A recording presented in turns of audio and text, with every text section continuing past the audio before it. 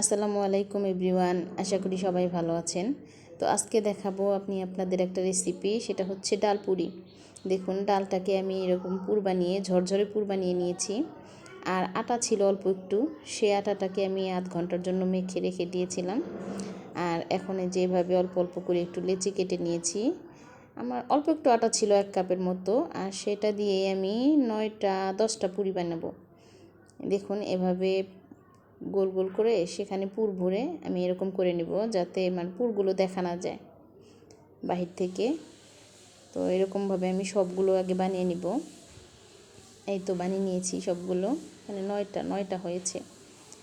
তো এরপর আমি হাতে কিছু তেল মেখে এই তো আলতো হাতে আমি পুরিগুলোকে বেলবো, যাতে বাহির থেকে পুরগুলো দেখা না যায়।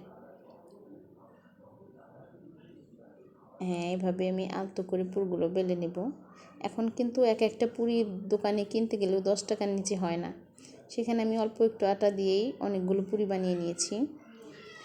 দেখুন, এই তো এরকমভাবে বেলে নেবেন।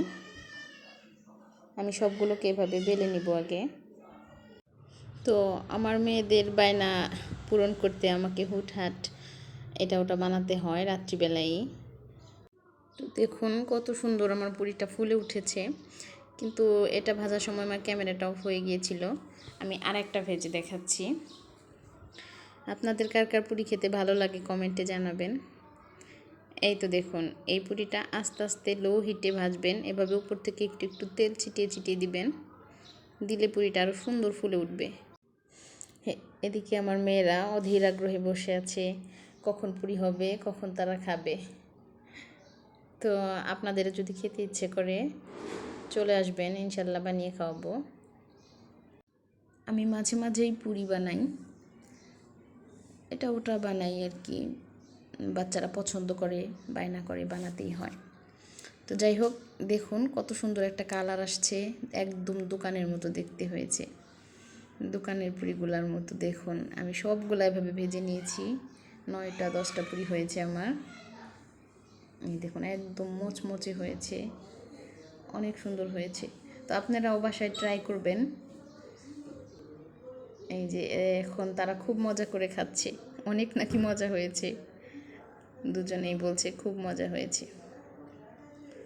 তো আপনাদের খাওয়াতে পারলে আমারও ভালো লাগতো। দেখুন, ডালগুলো ভেতরে সুন্দর দেখা যাচ্ছে। আমি একটা ভেঙে দেখাচ্ছি আপনাদের। এই দেখুন কি মুচমুচে হয়েছে, একদম ক্রিস্পি। তো যাই হোক, কেমন লাগলো, ভালো লাগলে সবাই জানাবেন। ভালো থাকবেন, আল্লাহ।